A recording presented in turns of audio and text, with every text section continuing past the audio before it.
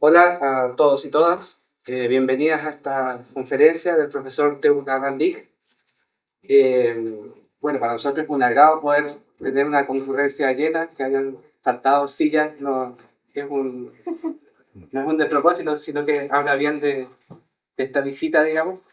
Y en principio, bueno, contarles un poco que esta visita está en el marco de un fondo que trabaja en temas de discurso de odio en redes sociales y en el cual el profesor Van Dijk es del equipo de cooperación externa al proyecto, invitado de cooperación, se denomina eso en Altanil. Y que claro, organizamos esta visita ya hace un año, lo empezamos a conversar con Teun en Barcelona, para que nos pueda acompañar en esta etapa. En una etapa que es bastante especial porque creo que el tópico se instala en un momento terrible de Chile, digamos, entre primera vuelta y segunda vuelta. No esperábamos que fuera así, hace un año. Sí.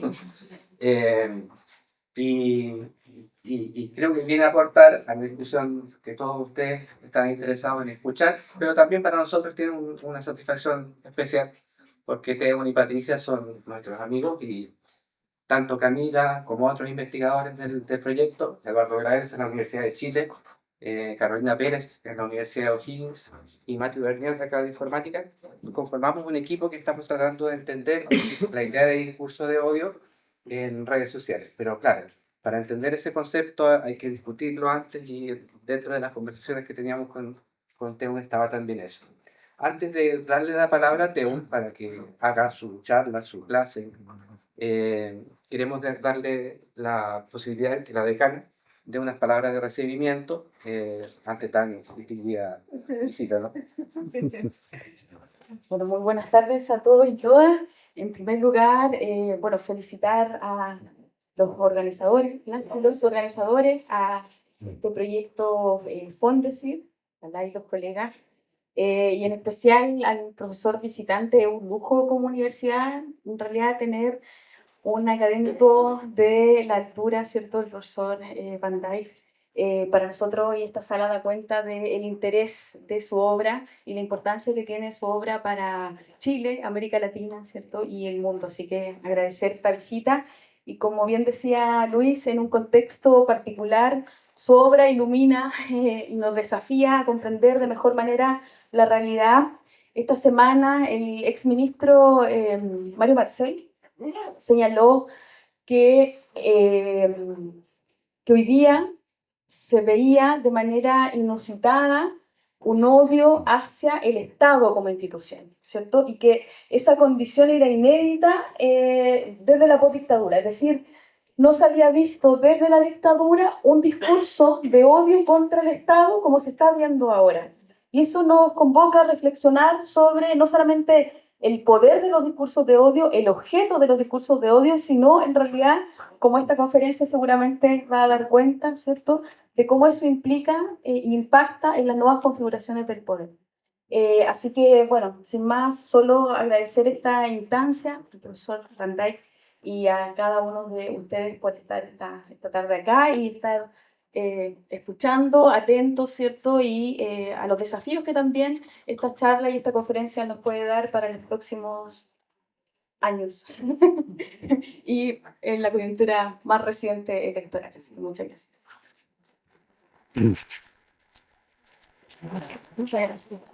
Un par de avisos de utilidad pública. La conferencia va a quedar grabada para quienes fueron al formulario y se inscribieron, que son la mayoría de los que están acá. La pueden solicitar de vuelta al correo de confirmación que les llegó, o básicamente va a quedar colgada en la página de la Escuela de Periodismo de la Universidad Austral en YouTube. Daniela, que le doy un agradecimiento especial porque siempre nos apoya en estas situaciones, es la encargada de hacer todas las maravillas audiovisuales y tecnológicas en estos eventos. Así que sin más, les dejo a un...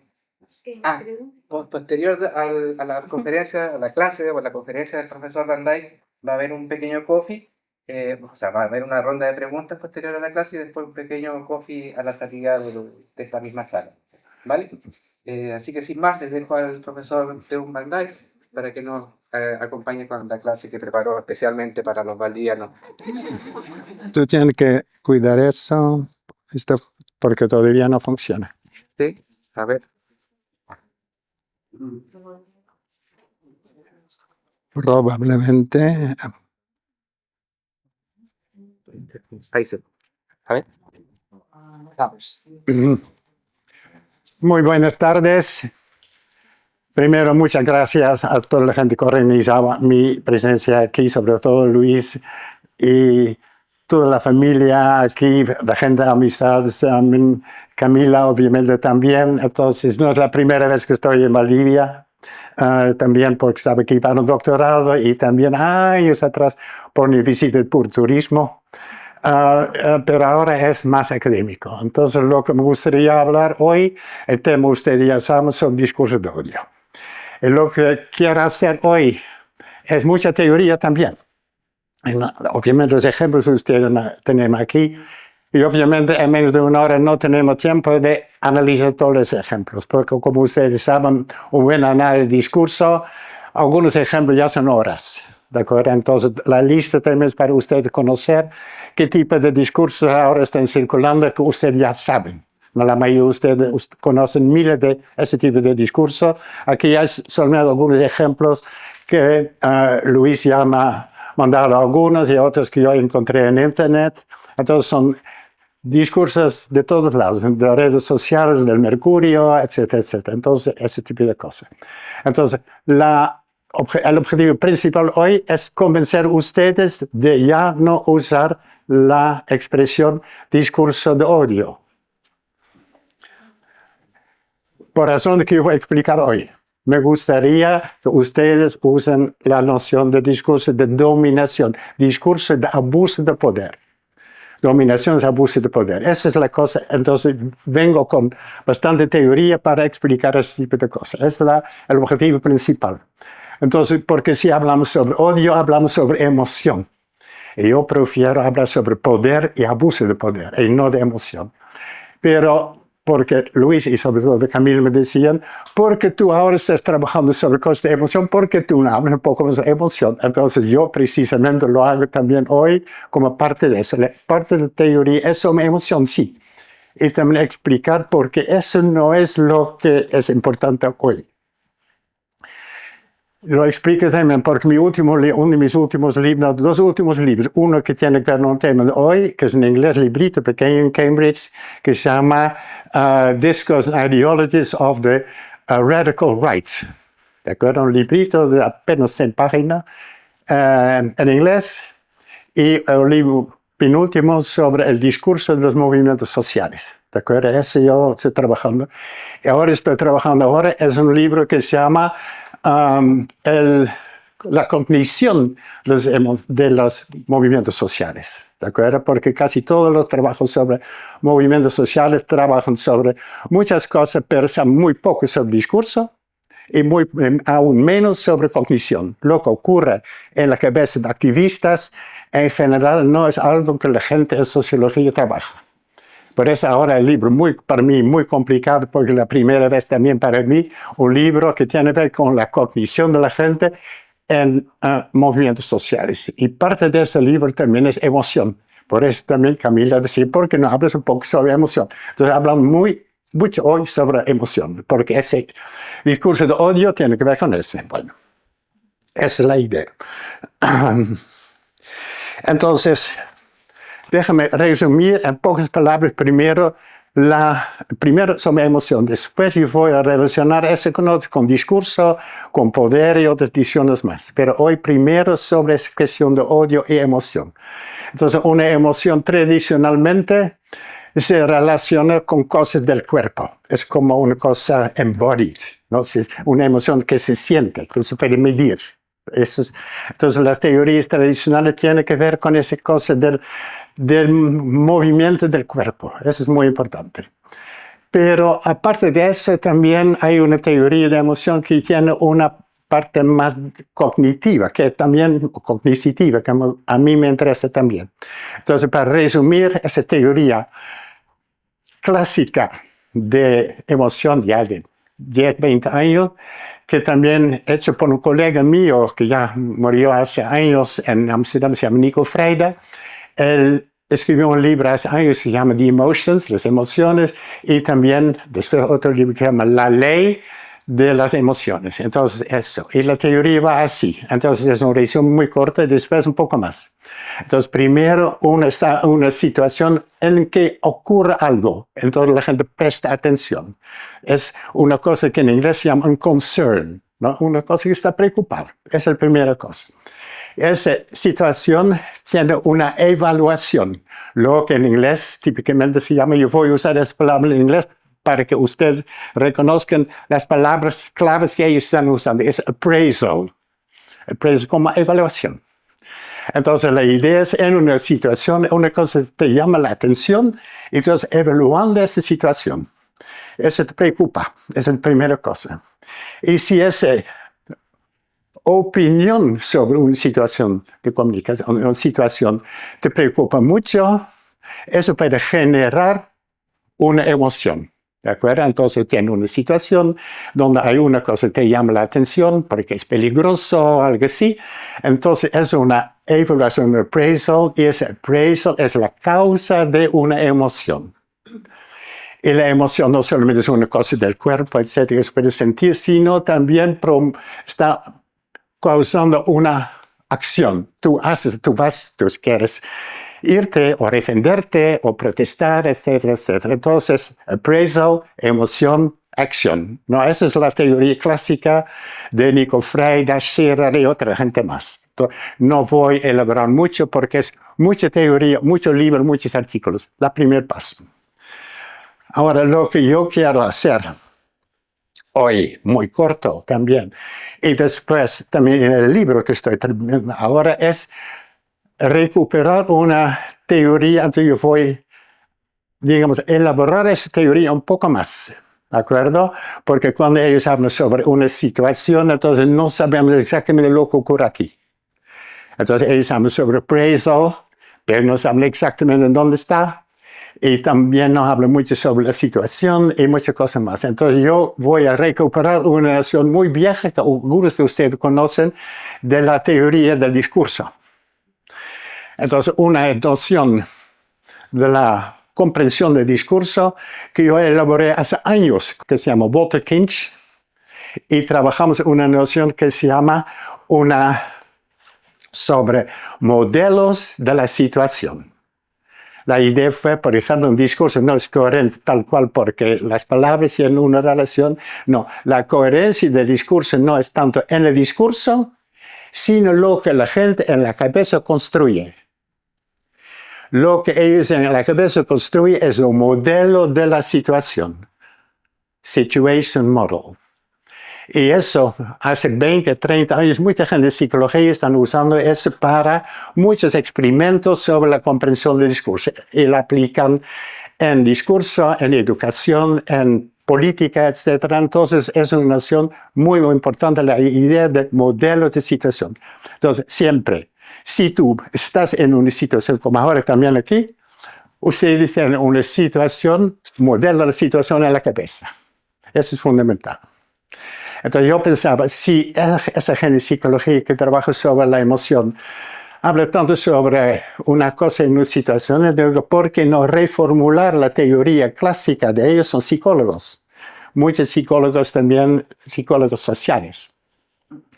¿Por qué no reformular la teoría en términos de lo que ocurre en tu cabeza en un modelo de la situación? ¿De acuerdo? Entonces, ¿por qué eso es importante? Porque muchas veces en la idea tradicional de emoción es algo ocurre que causa una emoción. Por ejemplo, algo que está amenazando. Entonces, de esa causa, por ejemplo, el miedo. ¿De acuerdo? Ese tipo de cosas. Digo que no, porque siempre depende de la situación. Porque si tú eres muy fuerte, no tienes miedo. O si tienes manera de defenderte, tampoco tienes miedo. Entonces no puedes siempre decir, viene un tigre que te ataque. No, depende quién eres. Si tú dominas tigres, no tienes miedo. Obviamente, no, porque es siempre yo uso el ejemplo, si ellos siempre usan, es el del tigre. No sé por qué tigre, pero siempre tigres son peligrosos. Pero si voy al zoológico, obviamente con tigres no tengo miedo a pesar de. Depende de la situación. ¿De acuerdo? Entonces, la cosa más importante para el primer paso teórico hoy es, si hablamos sobre emoción, depende siempre de la situación. ¿Y dónde está la situación? Aquí. No es la situación real, es como tú lo interpretas. Es crucial, es, digamos, 101 de la psicología y sociología clásica. No es la realidad social que cuenta, sino cómo tú lo construyes. La situación que ya sabemos desde décadas. Entonces, el primer paso es cómo estás evaluando, comprendiendo, observando una situación, cómo tú la construyes, y si en esa situación ocurre algo que te llama la atención, eso da una opinión. Por ejemplo, puede ser, eso es peligroso, o que es una amenaza, o eso es lindo. ¿De acuerdo? Cualquier cosa. Tú tienes una evaluación sobre un evento dentro de una situación. Crucial, esa cosa de situación es como tú lo construyes a la cabeza. Entonces, la teoría nueva que yo quiero, no es completamente nueva porque parece obvio. Yo doy un ejemplo porque yo comuniqué con la gente que desde los años 80, después del trabajo que yo hice con Walter Kinch sobre comprensión de discurso, teoría de las emociones, yo pregunté a ellos, ustedes ya han trabajado ahora 40 años sobre models of situations, ustedes también tienen emociones allá. Entonces ellos dicen, nunca pensamos en eso. Claro, porque emociones, muchas veces tienen emociones también, pero entonces la teoría de la situation models en psicología hoy en día, a pesar de estar muy distribuido en muchos lugares, nunca incluye también emociones en modelos de situación. Entonces yo digo, ok, eso voy a hacer. ¿De acuerdo? Entonces, eso, continuando la teoría más cognitiva de la emoción de mis colegas también, que yo mencioné antes, yo quiero un primer paso de que yo voy a hacerlo un poco más complicado, es decir, si hablemos sobre una situación que causa emociones, eso siempre es parte de una situación de comunicación como nosotros lo construimos en la cabeza. Eso es fundamental. ¿De acuerdo? Esa es la teoría. Y allá vamos paso por paso. Ahora déjame ver qué otras cosas, porque yo no tengo todo en la cabeza. Entonces, es un poco más de psicología para que ustedes, porque si voy a decir cosas sobre discurso y comunicación, ustedes ya saben todo eso. También los ejemplos, también ustedes saben mucho más que yo. Pero un poco más de teoría para la gente que sabe dónde está ese modelo mental, ese modelo de situación. Está en nuestra memoria. Esta memoria también son situaciones de cada persona, porque tú construyes la situación de una manera diferente de él. Entonces, es tu modelo de situación que tú tienes en tu memoria personal, o que se llama en psicología la memoria episódica autobiográfica. Sí, eso es parte de la memoria a largo plazo, etcétera, etcétera. Eso es como una teoría de tu experiencia personal. Lo que te ocurre en tu vida cotidiana, tú construyes tu experiencia de vida cotidiana como modelo de situación. Y la tuya es diferente de tuya, etcétera. También en la misma situación social, tú lo construyes siempre un poco diferente. ¿Por qué? Porque tienes otras memorias. Porque tú tienes una historia, tú tienes una autobiografía, porque tienes otros objetivos, etc. A pesar de estar en la misma situación, tú lo construyes diferente porque tú tienes viejos modelos mentales, etc. Tu vieja experiencia son viejos modelos, ¿sí? Y todo tiene una influencia sobre el modelo ahora. Eso es crucial para explicar que el modelo de situación siempre es un poco diferente y también porque la emoción siempre es un poco diferente. Entonces viene ese famoso tigre, depende de quién eres, de la situación, cómo tú lo construyes, como peligroso o no. Bueno, eso. Entonces, un poco más sobre esa cosa de la situación. No hay... A pesar de tanto uso en psicología sobre lo que son situaciones, no hay una teoría sobre lo que son situaciones. Pero no somos completamente ignorantes porque hay muchas maneras de describir situaciones, por ejemplo, en contar historias. Entonces, si tú haces un análisis sistemático de historias, tú puedes reconstruir cómo es la estructura del modelo de situación en tu cabeza. Entonces, ¿qué tipo de cosas siempre están? Un tiempo, cuando ocurrió, un lugar donde, quién estaba allá, participantes en varios roles, identidades, con algunos actos, acciones, etcétera, que están haciendo, etcétera, con objetivo, etcétera, etcétera. Entonces, son algunas categorías básicas que tú encuentras de todos lados también en el discurso. Para lingüistas de aquí, ellos dicen, claro, porque esas son categorías que también tienen que ver la estructura de una oración. No tiempo, lugar, participantes, lugares, roles, etc. La estructura de una situación también se nota en la estructura gramatical un poco. Entonces no son cosas arbitrarias, muy probablemente así. Tú puedes decir, sí, pero una situación es tan compleja que son miles y miles y miles de cosas, pero el problema es nuestra memoria a corto plazo no permite una situación de 200 categorías. Porque en este momento que te ocurre que viene ese tigre, tú tienes que saberlo ya. Tú no tienes tiempo, tiempo, etc. Tiene que ser un esquema muy rápido. Entonces la idea es, sí es una teoría de situación, y las situaciones no son arbitrarias, sino estructuras relativamente simples. Es un esquema que tú siempre puedes aplicar rápido. ¿Dónde, cuándo, con quién, etc. Esa es la idea. ¿Qué más? Entonces, en esa situación, ocurre que tú puedes no solamente observar, percibir lo que ocurre, qué persona, qué acto, etc. Sí, también en general es el próximo paso, tú vas a probablemente muchas veces evaluar. Tú dices, ay, qué bueno, qué malo, etc. No como, por ejemplo, tú estás también en Internet y tú tienes, que sé, en Facebook, entonces tú dices like o don't like, sí o no. ¿Sí? Eso, tú haces una evaluación muy, muy rápido. ¿De acuerdo? Que una cosa es agradable, no agradable, peligroso, no peligroso, etc. Entonces, no solamente estás comprendiendo una situación, sino también evaluando. Y la evaluación depende de toda la estructura de la situación. Porque en el próximo día, otro tiempo, otro lugar, con otro participante, tú tienes una evaluación diferente. ¿De acuerdo? Siempre. Por eso la teoría de la situación es tan importante para todo. No solamente para el análisis crítico del discurso, sino también para la teoría de la emoción. ¿Sí? Bueno. Entonces, por ejemplo, ahora una parte de la teoría conozco muy poco, porque todavía no sé cómo va. ¿Cuál es la base de esa evaluación, de ese appraisal? Muy probablemente tiene que ver con valores. ¿No? Para evaluar una situación tú tienes valores. Por ejemplo, yo digo aquí, por ejemplo, un criterio de igualdad. Tú puedes en una situación, por ejemplo, que eso es una situación de discriminación porque viola el principio, el valor de la igualdad. ¿Sí?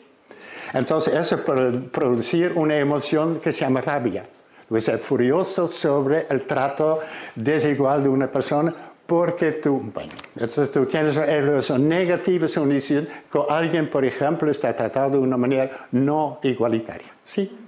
Bueno, y así también, por ejemplo, tú puedes un criterio de seguridad, por ejemplo, tú puedes tener algo es peligroso y en esa situación de la aplicación del valor de la seguridad, tú puedes decir eso produce una evolución, eso es peligroso y eso puede generar una situación de miedo.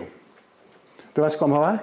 Entonces, una situación, una parte de evaluación sobrepasa algunos criterios que se llaman valores universales o muy generales, etcétera, etcétera.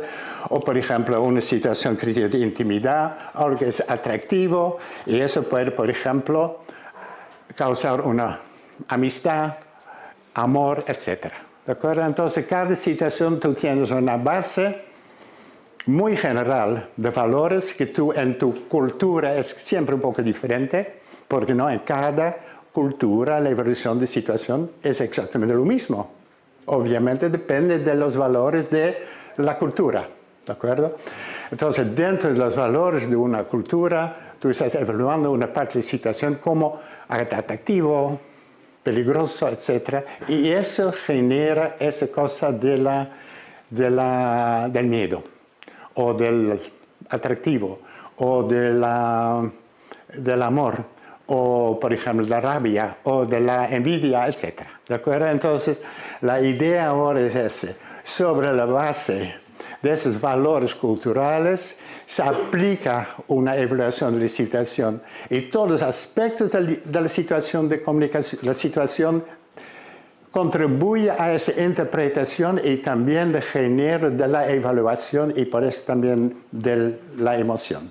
¿De acuerdo? Tú notas que para la teoría te necesitas muchas más cosas. Tú necesitas una teoría de la situación, que es una cosa en tu cabeza, que tiene algunas categorías fijas, como tiempo, lugar, participantes, objetivo, etcétera, etcétera. Y sobre la base de una cosa más general, como nuestros valores culturales, tú aplicas un tipo de evaluación. Y en esa situación, otra vez, depende de la situación de la cultura, si esto genera rabia o celos, envidia, etc. Depende de la situación de cultura y también de la cultura. Porque en algunas situaciones, por ejemplo, tú demuestras tu rabia, pero en otra cultura, en esa situación tú no lo puedes mostrar. ¿De acuerdo? Entonces también no solamente genera emociones, también controles qué tipo de emoción tú puedes mostrar o no mostrar. ¿De acuerdo? Depende mucho de la cultura, qué tipo de emoción tú puedes mostrar. ¿De acuerdo? Entonces, tú notas que para una teoría todo se hace cada vez más complicado. Es la idea. Entonces, sí. En esa valoración, sí, es muy, muy fuerte, depende otra vez de la persona, etc. Porque no cada persona es igual. Entonces, no solamente tiene historia diferente, con experiencias diferentes y por ese modelo de situación diferentes, sino también tiene caracteres diferentes. Alguna persona es más sensible que otra persona. Lo que hace una persona, por ejemplo, con envidia de otra persona no lo tiene. ¿De acuerdo? Entonces, no solamente hay cosas culturales más generales, sino también cada persona puede ser diferente. Entonces, se ve cada vez más bien para poder describir emociones, cada vez más se concentra sobre lo que la gente individualmente hace. Siempre tú eres muy diferente de él y de ella, etc. Sí, esas son cosas cruciales. Entonces, ahora tenemos la influencia sobre esos modelos. Son ahora la valoración fuerte, estructura la situación con tiempo, lugar, etc. Experiencias viejas, con previos, con modelos viejos que ya tenía antes, y también una diferencia de personalidad también. Esa parte de la personalidad que yo no voy a enfatizar ahora porque yo tengo mucha crítica sobre teoría de la personalidad, que es una área muy grande de la psicología social que yo no quiero elaborar porque hay muchas cosas. Entonces, si puede ser una persona es más envidiosa que otra, no sé. Entonces, eso sí es un poco complicado. Entonces, ahora otro aspecto, todo eso parece explicar lo que te ocurre a ti, a usted, etcétera, todo, etcétera, etcétera. Pero también muy importante la teoría de las emociones, también son emociones que tenemos en común. ¿De acuerdo? Y no solamente es cuestión tu miedo o tu envidia, etcétera, sino también, si hablamos aquí sobre miedo y discurso, por ejemplo, del odio, etcétera, no es una cosa de una persona. Entonces hablamos no solamente sobre emociones, sino emociones colectivas. ¿Qué cosas son esas? Sobre eso hay un handbook de ese tamaño. Collective Emotions. Eso es muy popular. Ahora tenemos un problema. Si una emoción es embodied, porque tú lo sientes y depende también de tus experiencias anteriores, etcétera, etcétera, etcétera, la noción de emoción es muy individual. Te ocurre a ti y para cada persona es un poco diferente. Entonces, como si una emoción es una cosa que tú sientes en tu cuerpo, ritmo cardíaco, etcétera, todo ese tipo de cosas que se estudia también, etcétera, etcétera. ¿Qué cosa es una emoción colectiva? Porque un colectivo no tiene cuerpo. ¿Sí? Bueno, el debate de mucha gente es sobre eso hoy en día. Si tú vas a buscar ahora en Google Scholar, etcétera, etcétera, qué son collective emotions, entonces será sobre ese tipo de cosas. Entonces todo el mundo dice que sí existen emociones colectivas. Y yo digo, bueno, no sé tan... Porque sí, es verdad para cada persona que la situación interprete de su manera, depende de su historia, etcétera, y de su personalidad, etcétera, etcétera. Eso no va. Entonces, lo que ocurre es que para poder una cosa en común, tú tienes que poder compartir una cosa. Sí, lo que tiene todo el mundo en común. Entonces, mi propuesta hoy, para la teoría, es parte de la situación podemos compartir. Por ejemplo, todos podemos compartir que estamos aquí en la universidad. ¿Todo el mundo de acuerdo? Sí. Eso es fácil, ese belief, esa creencia, etcétera, podemos compartir. Se puede compartir tiempo, lugar, etcétera. Entonces, ese tipo de cosas también, muchas cosas se pueden compartir. Entonces, si está todo el mundo en un estadio de fútbol, etcétera, etcétera, entonces todo el mundo sabe que entonces viene un gol, entonces, la situación donde estás, sí estamos de acuerdo, se puede compartir, sí. También se puede compartir la evaluación, porque si es, por ejemplo, un gol de tu partido, obviamente todo el mundo está muy positivo sobre eso, la evaluación está positiva. ¿De acuerdo? Entonces, eso, la definición de la situación se puede compartir, sí. La evaluación también, pero necesaria también será que cada persona siente exactamente la misma emoción, yo tengo una duda. Porque yo creo que incluso también en un estadio de fútbol, algunas cosas son locamente, etcétera, etcétera, otras gente dicen, ¡pum!, qué bien. ¿De acuerdo? Entonces depende de muchas cosas. Si, por ejemplo, una persona que tiene muchos años con el partido en ese club, etcétera, lógico que está más entusiasta que otra gente. Entonces depende de la persona. Entonces lo que estoy diciendo es que lo que parece una emoción colectiva es una evaluación colectiva, sí. También la situación lo tiene porque se puede compartir, pero lo que tú sientes en tu cuerpo, yo puedo apostar que no es exactamente como a otra persona, gente. Esa es la teoría. Para mi libro nuevo, yo no trabajo sobre eso, yo trabajo sobre movimientos sociales, entonces, ¿qué ocurre en una manifestación? Entonces, tú vas a decir, todo el mundo está furioso porque, por ejemplo, sobre el precio de la vivienda hoy en día. Sí, muy importante. Entonces, tú vas a decir, todo el mundo está de acuerdo sobre eso.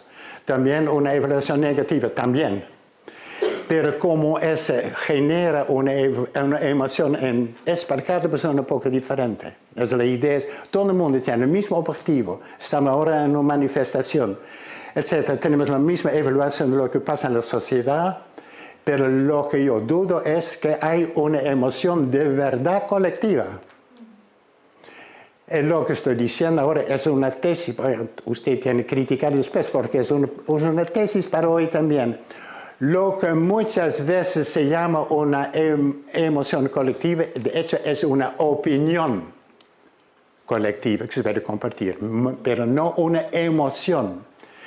Pues estamos todos de acuerdo que es una situación terrible lo de la vivienda que también hoy en la mañana está viendo en el periódico.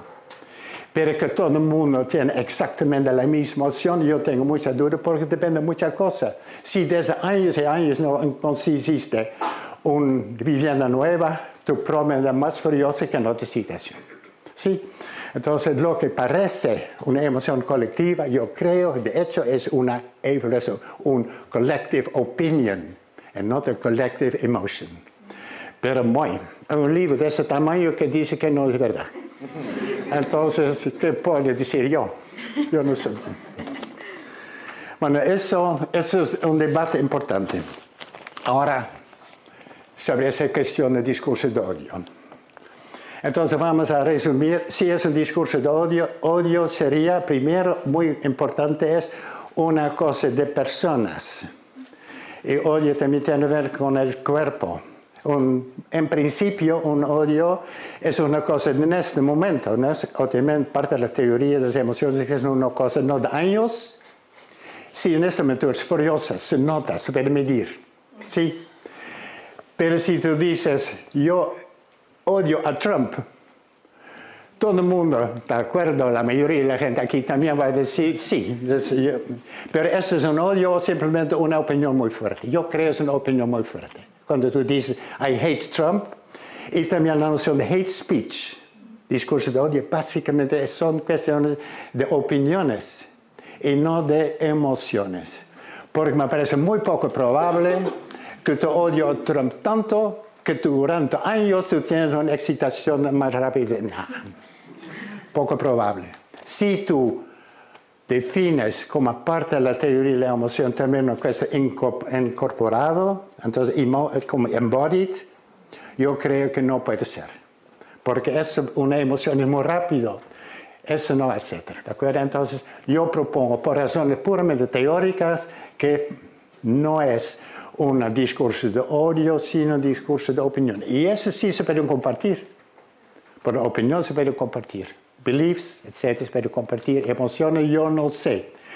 Eso no es decir que en alguna situación tú no puedes tener que todo el mundo sea con rabia, sí.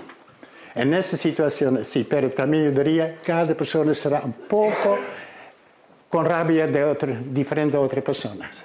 Es la idea, no parece que todo el mundo está con rabia, pero no igual para todo el mundo. Esa es la idea. ¿De acuerdo? Esa es un poco la teoría sobre esa cosa. Entonces, sí, en vez de hablar sobre discurso de odio, hablamos sobre discurso dominante, ¿de qué es? Entonces, no es una cosa ad hoc, de ahora, etcétera, de una persona, etcétera, etcétera. Primero es una forma de abuso de poder, por ejemplo, basado sobre género, clase social, etnicidad, sexualidad, edad, etcétera. Tiene que ver con abusos de poder, formas de dominación, discriminación, etcétera. Tiene que ver con formas de abuso de poder. Un grupo dominante que está en abuso de poder. Entonces, hetero contra homosexualidad, etcétera, gente blanca contra gente negra, etcétera, etcétera, hombres contra mujeres, etcétera. Entonces, todas esas son formas de abuso de poder. Esa es la primera cosa. Y también muy importante para este tipo de cosas, no es simplemente de una persona que otra persona solamente, sino es una cosa estructural, es sistémico. Es una cosa que, por ejemplo, en gobierno, un partido, un grupo que tiene poder está usando contra otras personas. Entonces tiene una base institucional, no es de una persona y otra persona. Es una cosa institucional, es del gobierno, de la policía, de la educación, medios de comunicación, etc. Y también no es una cosa de ahora mismo, sino es una cosa más genérica, es una cosa mucho tiempo. Cuando un odio puede pasar rápido, una situación de abuso de poder puede ser mucho tiempo. ¿De acuerdo? Eso es una cosa sistémica, como también ya el grupo, el movimiento que ustedes conocen, Black Lives Matter, entonces ellos hablan sobre racismo, que es una cosa sistémica. Muy importante esa cosa, que es una cosa muy importante del gobierno, de la policía, mucho tiempo, es sistémico, etc. Es muy importante. Todo eso no aplica a emoción. Entonces también es grupal, porque tiene que ver con grupos, ¿de acuerdo? Esa cosa y ya otra vez necesitamos una teoría, obviamente también de sociología, lo que son grupos exactamente, pero eso ya, también psicología social desde los años 70, sabemos sobre, tú tienes idea de nosotros y ellos, nuestro grupo, etc. De autorrepresentar a nuestro grupo positivo y otro grupo negativo, como ustedes saben. Y eso tiene una base muy importante ideológico. Emociones tampoco tienen que ver con ideología, tiene que ver con evaluar nuestro grupo mejor que otro grupo, ¿de acuerdo? Entonces, el discurso dominante sí es un discurso polarizado ideológico, es nosotros y ellos, etc. El discurso también es una polarización ideológica, ¿de acuerdo? Y ahora, lo que para resumir esa teoría y después mirar algunos ejemplos es el siguiente. Entonces por eso yo pregunté esa cosa aquí, porque eso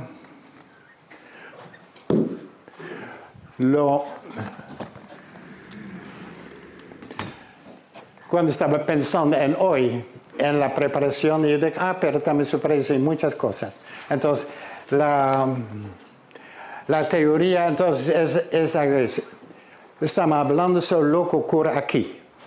Otra vez, interpretación, emociones están aquí. ¿De acuerdo? Es una teoría más sociocognitiva de emoción y tiene que ver con eso. Y la base de la cognición aquí, la base de todo es conocimiento del mundo. ¿Sí? Entonces aquí tenemos la base de la cognición social, es aquí, es conocimiento. Es la base de todo. Tú no tienes ideología, no tienes emociones, si tú no tienes conocimiento, tú primero tienes que saber lo que hay. Y eso tenemos todo en común y nosotros todos se llama una comunidad epistémica. Todo lo que usted tiene en común leyendo el periódico aquí o redes sociales, hablando con otra gente, es conocimiento que tiene en común con otra gente chilena. Eso va a ser conocimiento. Y sobre ese conocimiento también hay unas ideologías que se basan sobre ese conocimiento. Entonces hay ideología 1, ideología 2, ideología 3, etc. Y ahora lo que ocurre ahora aquí, mirando los ejemplos, es el siguiente. Viendo lo que ocurre ahora en Chile. ¿Qué ocurre en este momento? Tenemos mucho conocimiento sobre lo que ocurre en Chile. Pero si tú estás escuchando los medios tradicionales o también redes sociales, parece que hay dos cosas fundamentales que son dos cosas, criminalidad e inmigración. Y eso se enfatiza cada día. Entonces de repente hay mucha más información, mucho enfoque sobre lo que ocurre ahora en el país, es criminalidad e inmigración. Incluso cuando decía, vamos con amigos, por ejemplo, vamos a ver al paraíso, no, porque... ¿De acuerdo? Entonces la gente habla, entonces la idea de hay una atención extrema para la cuestión de seguridad. Muy, muy importante. Entonces cuando yo estaba leyendo, preparando para hoy, muchos textos sobre la situación en Chile, etc., casi todos los textos hablan sobre la misma cosa, sobre seguridad e inmigración. Entonces tenemos aquí conocimiento de lo que ocurre aquí en Chile, pero había algunos núcleos, uno se llama seguridad, otro se llama inmigración. Ese es el conocimiento que los medios de comunicación están enfatizando constantemente. Y mucho menos, por ejemplo, sobre pobreza, que también es muy importante. Pero sobre eso, los medios no hablan tanto. ¿De acuerdo? Entonces, ahora lo que ocurre es aquí que ideologías interpretan esa situación de una manera diferente. Lo que ocurre es típicamente construyen actitudes. Aquí una actitud puede ser que, por ejemplo, inmigración causa criminalidad. Es una actitud es una opinión que tenemos en común otra gente. Sobre la base de ideologías diferentes, entonces tenemos ideologías, por ejemplo, racismo, nacionalismo, neoliberalismo, etc. Son ideologías. Y depende de esas ideologías cómo construyen esa situación en el país. Y lo que se construye es una actitud que no es de una persona, también es una cognición social, que es la inmigración, que es la causa principal de esa criminalidad. Muchos de los textos que estaba leyendo parecen decir ese tipo de cosas, ¿de acuerdo? Todo eso es cognición social. Tenemos eso en común. Mucha gente, son grupos, no solo una persona. Y obviamente esa situación también tiene influencia sobre cada persona y depende de la persona cómo lo van a interpretar eso. Entonces, si ellos no tienen una defensa contra ese tipo de mensajes cada día en los medios de comunicación, ellos van a construir una situación, lo que ocurre aquí en Chile es mucha criminalidad, uno nunca es seguro porque hay tantos criminales, tantos inmigrantes, etcétera, etcétera. Y eso, cognición social, tiene una influencia también sobre la cognición personal. Y eso también construye esos modelos que ustedes tienen en la cabeza en la situación. Si de repente estás caminando en la calle, tú ves ese inmigrante, ¿de acuerdo? Y eso situación sesgada tú construyes sobre la situación de cada día que tú tienes, eso puede generar un discurso discriminatorio o un acto de protesta o un acto de defensa, o etcétera, etcétera. Entonces, esa cosa tiene entonces una influencia sobre el discurso o sobre tus actos. Por ejemplo, no votar a tal partido. Entonces, ahora estamos entre dos votos aquí. Entonces, la gente, con ese tipo de situación en la cabeza, ellos tienen una idea que se basa sobre una actitud que tenemos en común. Mucha gente, pero no toda la gente, entonces también produce una decisión de no más votar porque eso, yo olvidé aquí, no son muy importantes la situación de inmigración y criminalidad, sino también tenemos un gobierno de izquierda de Boric. Entonces, parte de esa construcción ideológica también, que es esa cosa, es sobre todo gracias al gobierno de izquierda que deja las fronteras abiertas. ¿De acuerdo? Entonces, para ser más complicado. Entonces, depende de tu propia posición política, cómo tú vas a interpretar la situación y si tú vas a actuar y votar por ese partido o por otro. Eso es un resumen, obviamente, no hay teoría. Hay mucha teoría que para un resumen la teoría. Ahora, un momento para ver algunos ejemplos.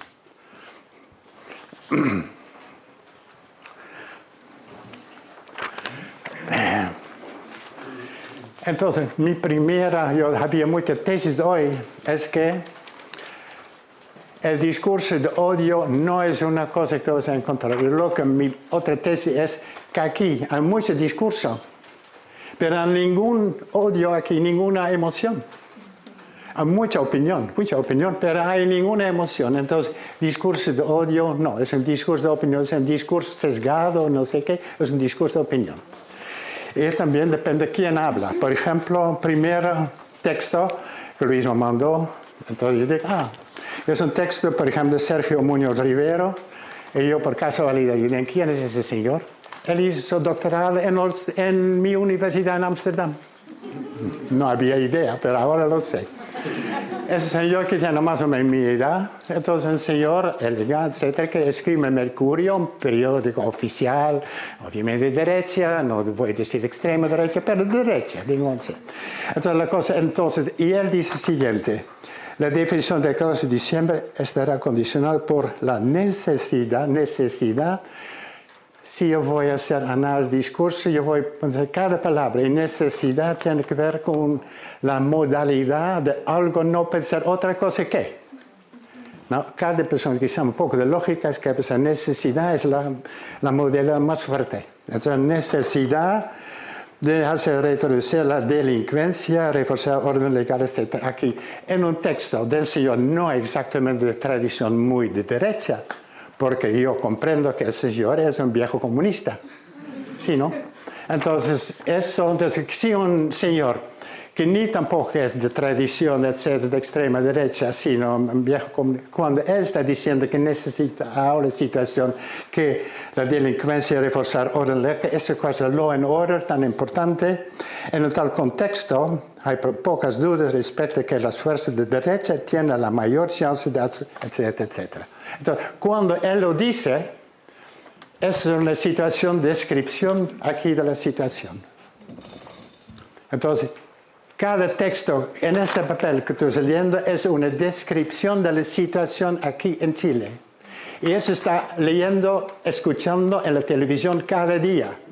Entonces, cada vez tú ves tal y tal y tal cosa. Entonces, no dicen cada uno explícitamente, es Boric o la izquierda que lo hace, pero él dice, el problema fundamental de Chile no es la pobreza, sino la criminalidad. ¿Y la criminalidad de dónde viene? De la inmigración. Entonces, todos esos textos no lo dice con mucha emoción, lo dice con mucha opinión. Son todos textos argumentativos. ¿No? Cuando él habla sobre la necesidad, la modalidad más fuerte, eso es como una conclusión lógica.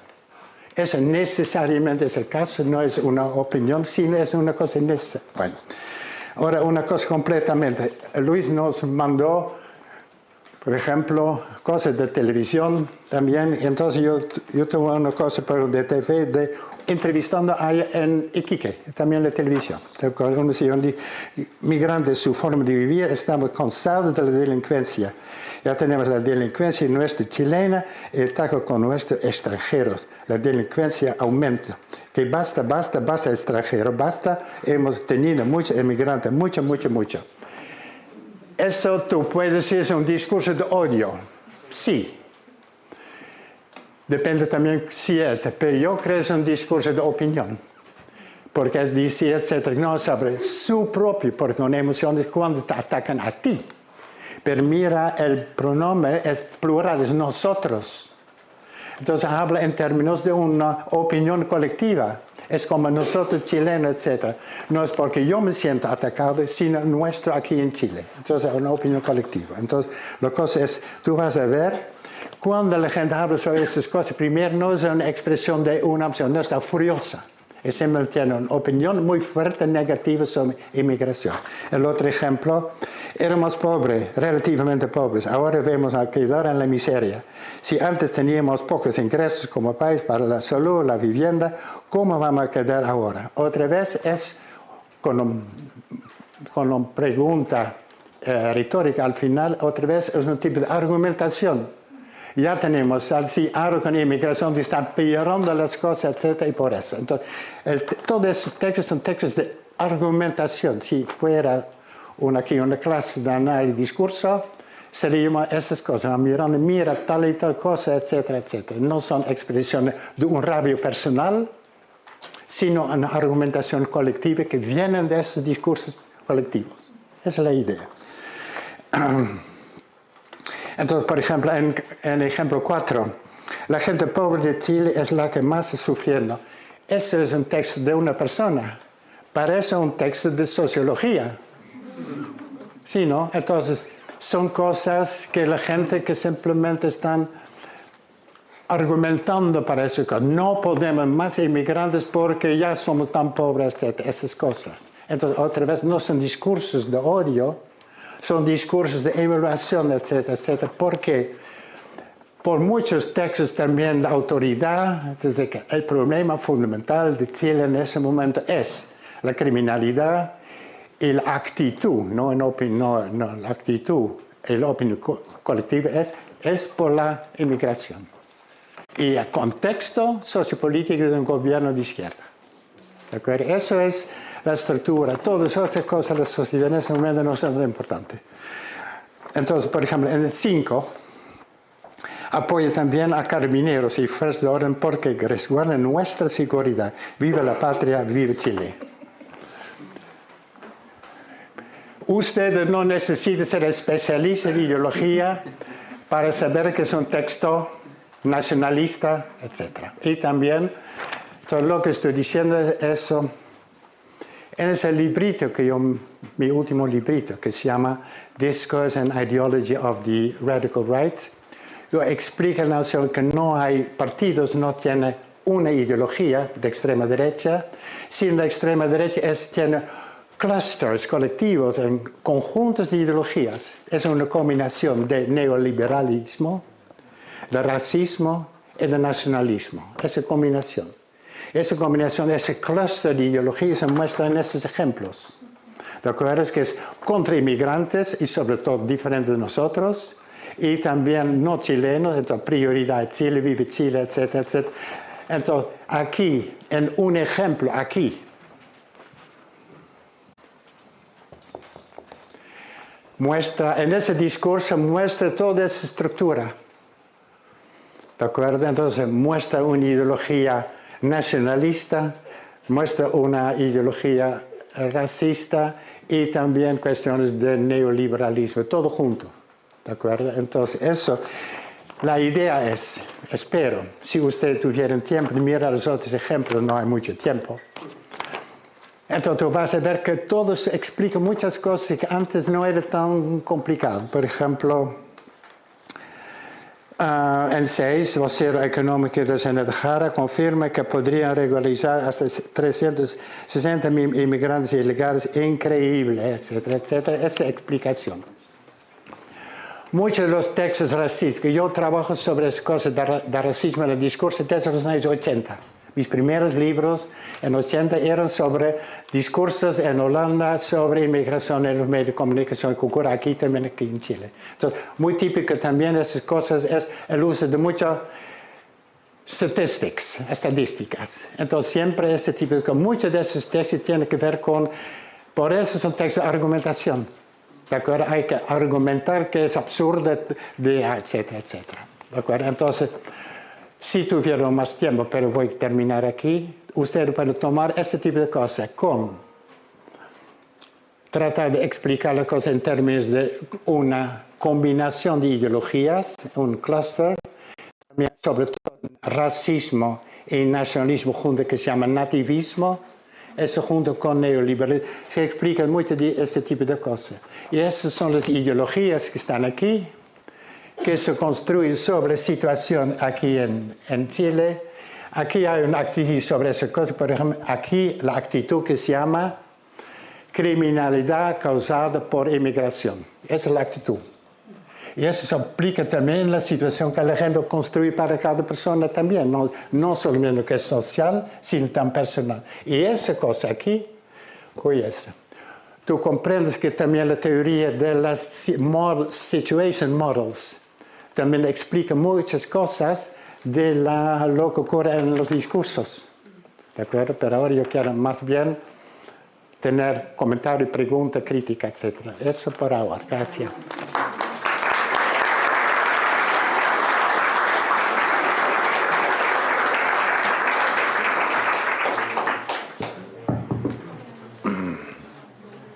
¿Preguntas? Por allá.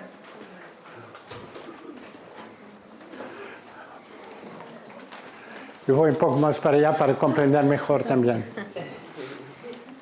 Gracias, profesor, por su exposición.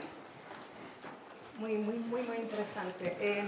Mi pregunta es sobre el rol del deseo, el rol que tiene el aspecto libidinal en estos discursos, porque estos discursos de odio o de emoción no son emociones, sino que son opiniones, porque las emociones serían esta experiencia que se vive de forma corporal, individualmente, y que en el fondo son visibles, distintas entre las personas. Eso lo entiendo entonces como un resultado, o sea, luego de la situación ocurre entonces el discurso de emoción o de opinión. Pero sobre todo en este momento que son las campañas políticas, las campañas están hechas para apelar al deseo y a la conexión libidinal de las personas con esas propuestas. Por lo tanto, en ese sentido, me parece que el discurso de emoción, de esperanza, de expectativa, de rabia, de temor, es anterior a la situación. No un resultado, sino que más bien sí es emoción, pero jugaría un rol más bien de motor constitutivo de la situación. Esa sería mi consulta. Mira, si tú mencionas la noción de deseo en términos de una emoción, Sí. pero la teoría dice, yo no sé cómo tú lo explicas, un deseo también viene de algo. ¿De acuerdo? Entonces, un deseo también, como cualquier otra emoción, es la consecuencia de la interpretación de una situación, ¿sí o no? Es a la vez que es consecuencia, también me parece que es constituyente, ¿no? Oye, una cosa que sí es posible, también teóricos también lo dicen, que por un lado, la interpretación de una situación crea una emoción, por ejemplo, el deseo, pero también una vez que tienes un deseo, también tienes una influencia sobre la interpretación de la situación. O sea, hay una dirección en dos lados, sí. Pero yo no creo que la gente está en una situación permanente de deseo. Entonces, si lo tiene, por ejemplo, la falta de comida o de vivienda, etc. Eso es obvio. Es otra vez una interpretación de la situación en que están, por ejemplo, la gente que no tiene casa, toda esa crisis de la vivienda que hablamos, no solamente en Holanda o en España, etc. Exacto, en todos lados. Entonces, otra vez, es para cada persona un poco diferente, genera una emoción un poco diferente. Entonces, en este momento, para explicar este tipo de cosas, obviamente, lo que hacen esos textos que son textos de opinión, de argumentación, eso yo creo, no son textos son textos más de colectivo, nosotros, etcétera, etcétera. Sí, entonces yo creo que eso típicamente son textos que manipulan las emociones de las personas. Entonces, donde antes no estaban naturalmente, porque ese miedo como innato por gente de Bolivia o de Venezuela, no sé, es un poco raro. Hay que construir ese tipo de cosas. ¿De acuerdo? Entonces yo creo que lo que hacen esos textos de argumentación, de opinión, esa es la situación aquí en Chile. Y eso cree con la gente de estimular situaciones en que, por ejemplo, otra vez fue robado yo diría en holandés, su bicicleta, aquí no tanto, pero otras cosas, o por ejemplo un robo, etcétera, para cómo explicar el robo, obviamente, de una banda venezolana, qué sé yo. De esa manera funciona. En ese sentido, sí. Pero la gente no está viviendo en una situación. Lo que ocurre es esos discursos manipulativos crean interpretaciones de situación en que generar un rabio es más fácil. Pero no es una cosa permanente, sino una cosa que ocurre más rápido. Entonces, en vez de, por ejemplo, explicar la situación por la pobreza de la gente, sino porque es una banda venezolana, etc. Eso. ¿De acuerdo? En ese sentido, ¿cómo van las cosas? Pero tienen razón que ocurre que algunas situaciones de emoción también tienen influencia sobre la manera de interpretar una situación. En ese sentido van dos lados. Gracias, profe. Rodrigo, y después acá.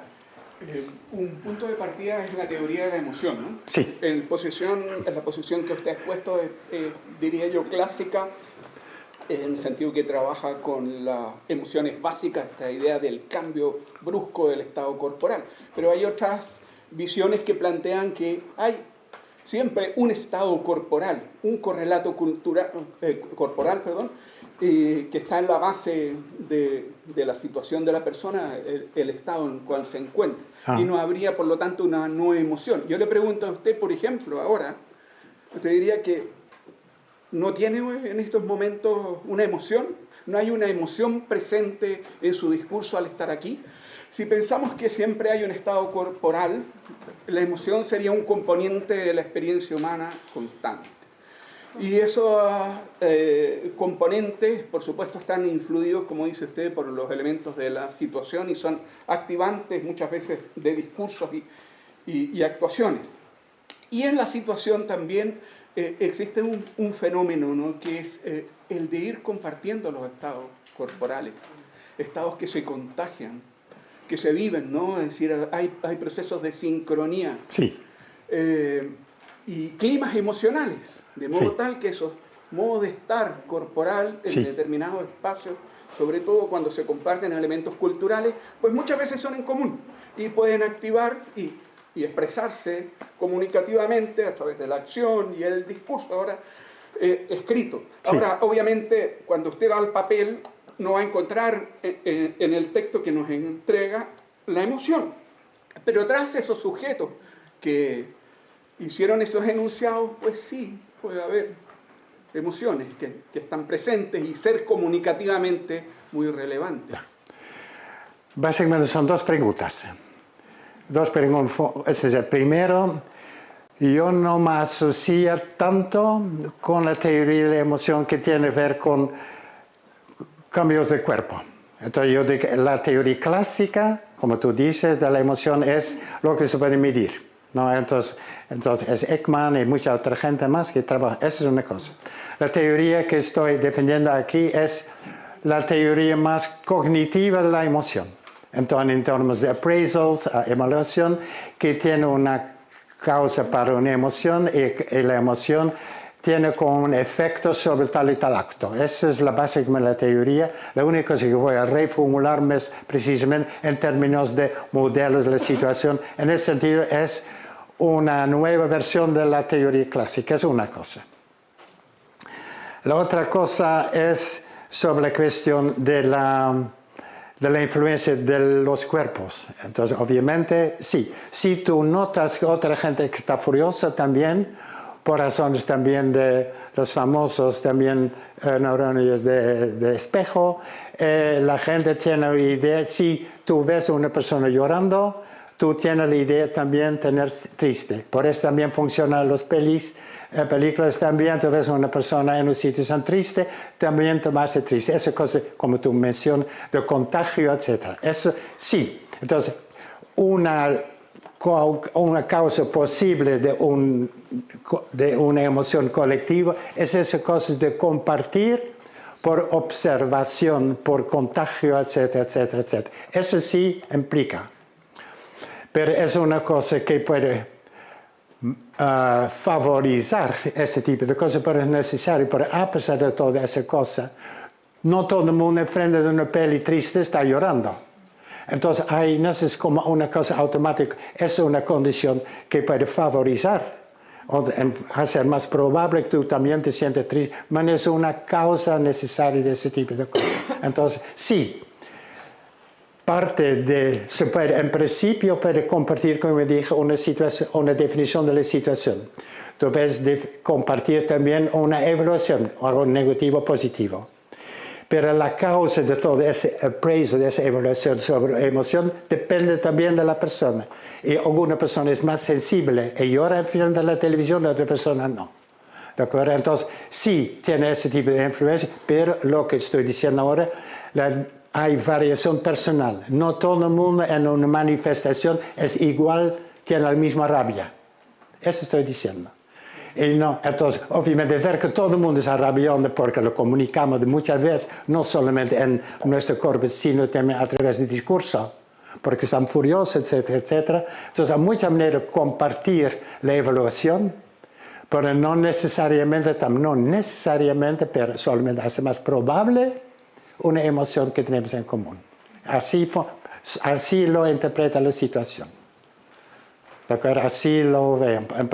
Pero la cuestión porque hay muchas emociones que ni tampoco hay, que no hay cambios de cuerpo. Por ejemplo, tú estás tienes envidia de una persona, se siente, yo no sé. Entonces, muchas emociones ni tampoco son. Entonces, yo prefiero una teoría más sociocognitiva de la emoción. Obviamente, también muchas veces también es un parte de cuerpo, pero es individual. Bueno, dos cosas. Primero que nada, yo he construido mi tesis en base a su teoría, así que muchas gracias por eso. Ha sido un gusto poderlo conocer. Me excusen. Yeah. Muchas gracias. Y la segunda es que es para reflexionar también, porque a mí me queda esta duda siempre y en todos estos trabajos que he hecho, porque siempre la política organizada parte sobre la construcción de un enemigo, ¿cierto? Un enemigo común, y se organiza muchas veces desde ahí. Y sobre eso construye estos discursos dominantes que condicionan las prácticas, el discurso y la cognición de los sujetos. Pero muchas veces me pregunto cómo poder romper esa misma cognición. Porque lo pienso, por ejemplo, ahora en el odio a los migrantes, que uno logra hacer explícito lo implícito a través de la teoría, se logra argumentar, pero no logra cambiar esto. Quizás es porque el otro discurso genera una emoción o genera una reacción más pasional que la que puede generar un discurso contrario. ¿De qué manera, es la pregunta, podemos romper esta dominación cuando ya está ejecutada? La pregunta es fácil, pero la respuesta no. Sí, lo sé. Porque si supiera, yo sería asesor de Sánchez en España para decir cómo hacerlo. Entonces, obviamente, un contradiscurso. Entonces, en vez de decir como hace Sánchez de izquierda, tiene razón la inmigración tal y tal como le dice la extrema derecha. Como hasta aquí también de extrema derecha, Vox dice en España. Entonces, no, al contrario, la inmigración contribuyó mucho sobre la situación económica del país. Gracias a la inmigración tenemos tal y tal ventajas económicas, etc. Entonces, simplemente enfatizar sobre un discurso viejo de mirar otras cosas, enfatizar otros tipos de cosas. Entonces, eso, y obviamente, eso no es una estrategia discursiva, son como esos discursos de odio, también son muchos, están en la televisión, en el periódico, en las redes sociales, etc. De la misma manera, una estrategia discursiva masiva de todos los discursos públicos, etcétera, etcétera, para la cosa la abajo, otra definición de la situación. ¿No? Esa cosa, definición de la situación es fundamental. Ya tenemos de Thomas, sociólogo de los años 20, etcétera, en Estados Unidos, defining the situation. ¿No? Es una cosa fundamental. Si hay otra manera de definir la situación, por lo menos tú tienes otra base epistémica para la formación de ideologías. Entonces, puede ser, la gente no puede mentir, no, porque sí, todos los inmigrantes en España contribuyen mucho a nuestra economía, etc. Como eso. Entonces, muchos discursos masivos en todas las cosas posibles para hacerlo. Otra definición de la situación, que también las ideologías, la gente de derecha, de izquierda, siempre hay. Entonces, depende. Si lo das otros ejemplos que están haciendo. Pero no hay una manera, porque la gente va a construirlo igual como quieran. Eso, la extrema derecha en España también crece precisamente porque hay problemas de vivienda. Es decir, también en Holanda, que es un país rico, pero también hay problemas de derecha. Entonces, el tipo de extrema derecha está enfatizando esa cosa de la vivienda muy importante. Como Mandani ahora como el futuro alcalde de Nueva York, enfatizando ese tipo de cosas. Él sabe exactamente lo que hace. ¿De acuerdo? Entonces, hay que quitar ese discurso exclusivo, sesgado de extrema derecha sobre algunas cosas de los problemas de la sociedad. Entonces, aquí la situación interior obviamente no es fácil. Hay inmigración, hay también, etcétera. Entonces, un contradiscurso es simplemente, no simplemente, es muy complejo de manera luchar con ese tipo de discurso dominante. Por eso me gusta, por eso también esa idea, en vez de discurso de odio, prefiero hablar sobre discurso dominante, porque son discursos que tienen que están usando el abuso de poder. ¿De acuerdo? Esa es la idea. No es el odio tiene rol, sino la dominación, abuso de poder. Una pregunta por allí. Hola, buenas tardes. Yo tengo una duda respecto a propósito de estrategias discursivas. ¿Qué pasa, no sé cómo decirlo, pero ahora último, uno de los candidatos, Kast, decidió no hablar, no va a los debates en su gran mayoría? Entonces, ¿qué pasa cuando hay un discurso dominante por parte de su partido y los demás, y también de sus votantes? Pero, ¿qué está pasando con esa estrategia y por qué sus votantes la aprecian tanto y les gusta tanto y se aplaude que no hable? Y también es una estrategia que en su momento creo que también tomó Bolsonaro. Entonces, son estrategias discursivas, no están hablando, no hay ahí el discurso hablado como tal, pero obviamente igual hay un discurso de dominancia. Gracias. Primero, tienen razón, ellos no necesitan siempre hablar más porque han hablado ya mucho. Entonces, los últimos ejemplos, en el ejemplo de hoy, es de Kast, etc. Yo lo vi hablando a la frontera, ¿no? A la frontera con Perú, etcétera, etcétera, diciendo tal y tal cosa. Y después también su vocero, también ella, la mujer, perdón, su nombre no me acuerdo ahora, está en el ejemplo. Entonces hay muchos discursos, sino de él, sino de su equipo. ¿De acuerdo? Entonces está repitiendo lo que él ya no tiene que hablar de esa manera, porque habló tanto. Y ahora siempre dice lo mismo, porque también yo he visto ahora los discursos de Kast en ese ejemplo, yo vi muchos de estos, con las mismas metáforas, no hay que entrar por la ventana, sino por la puerta, etcétera, etcétera, ese tipo de cosas, está repitiendo con las mismas metáforas, ¿de acuerdo? Entonces, esa idea, el discurso ya se sabe. Y porque son cosas que tienen que ver con las experiencias cotidianas de la gente, por ejemplo, no solamente vivienda, pero sí con la criminalidad, y sí el discurso dominante, etcétera. Ya no solamente él, sino también otra gente de los medios de comunicación. El problema fundamental de ustedes, chilenos, es que el problema que tienes eso es porque gente viene a otros países que quitan tu trabajo, eso fue la idea siempre en Holanda y en España, y aquí también porque crean más criminalidad, porque eso ya se sabe. ya no hay un discurso necesario que construya ese tipo de cosas. La definición de la situación ya es así. Ella no tiene que hacerlo. Y entonces viene una cosa que no hablé hoy, muy importante en el discurso, es la presuposición. Él puede presuponer las cosas que otros textos dicen, porque ya han hecho. Ya no necesita mucha argumentación para su manera de interpretar la situación. Entonces, en ese sentido, entonces, incluso para quitar esa idea que ellos son extremas, ultra, etcétera, etcétera, quieren presentarse como del centro, casi. ¿No? Es que no somos así, no somos equilibrados, que ni de izquierda ni de derecha, ese tipo de cosas. Entonces hay mucha estrategia discursiva, etc. Por eso ya no tiene que hablar. Y porque la gente tan entusiasta, bueno, alguna gente que lo sabe, no todo el mundo, etc. Otra gente lo odió de verdad. Entonces en ese tipo de cosas, etc. Porque habla también sobre las cosas cotidianas, como también los primeros ejemplos en la entrevista de Nikki que yo vi en la televisión y yo analicé también la gente. Sí, porque cada vez no solamente, como dice alguien, de pobreza, pero será cada vez más de miseria. Entonces, cada vez menos trabajo, etcétera, etcétera. Entonces, es un análisis sociológico de la situación. Entonces, en esa situación, si alguien dice, yo perdí el trabajo porque un peruano tiene mi trabajo, entonces puede ser emoción personal. Porque se aplican todas esas cosas a mi situación.